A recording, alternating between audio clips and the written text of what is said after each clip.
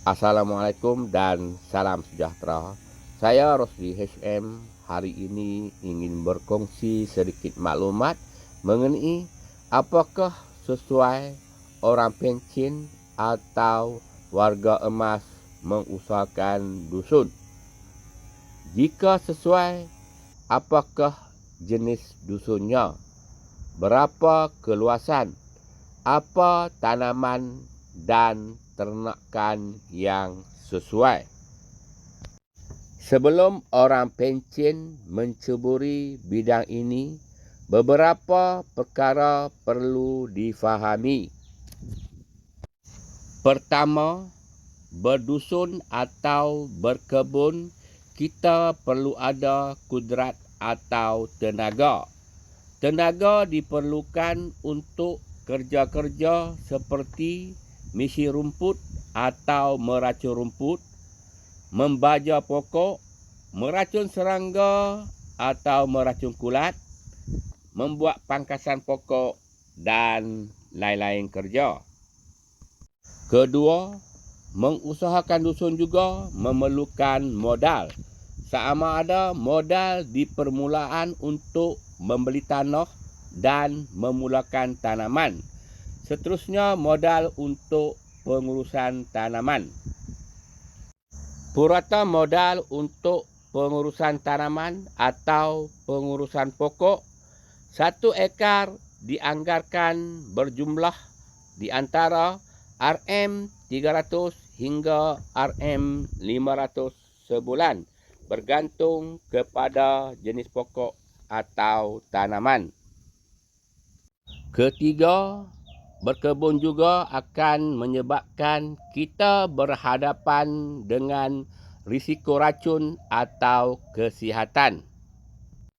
Dalam menguruskan dusun, kita akan bermain dengan racun rumput, racun serangga, racun kulat dan lain-lain racun. Racun-racun ini akan memberi kesan kepada kesihatan. Keempat, berdusun juga akan menyebabkan kita berhadapan dengan stres atau tekanan. Tekanan mungkin disebabkan oleh kurang modal, kurang sokongan keluarga, pokok kena penyakit, pokok mati, pokok dicuri orang, pokok diserang binatang, buah dirosak binatang, buah dicuri orang, dan pelbagai lagi masalah. Selain itu, berkebun untuk orang pencen adalah untuk 1.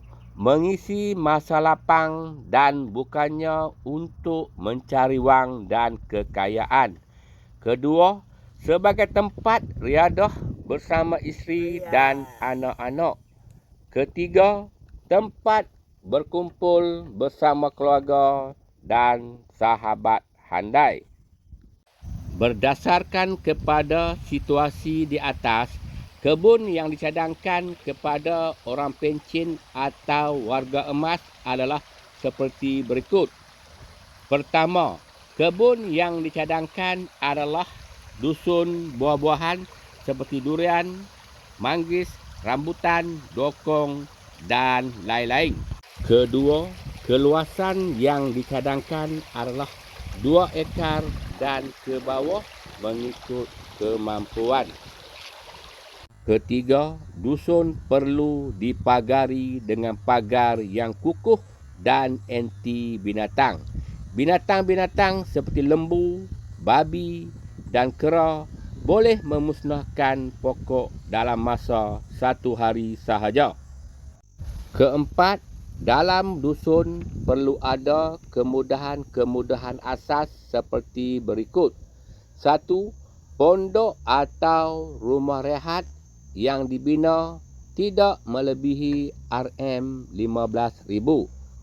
Antara kemudahan yang perlu ada adalah tandas.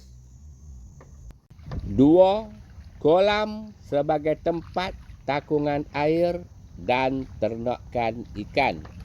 Keluasan kolam boleh di antara 20 kaki hingga 40 kaki mengikut keluasan dusun. 3. Stor kecil untuk letak pam air dan simpanan barang-barang yang lain. Anggaran kos membina stor kecil adalah tidak lebih dari RM5,000. 4.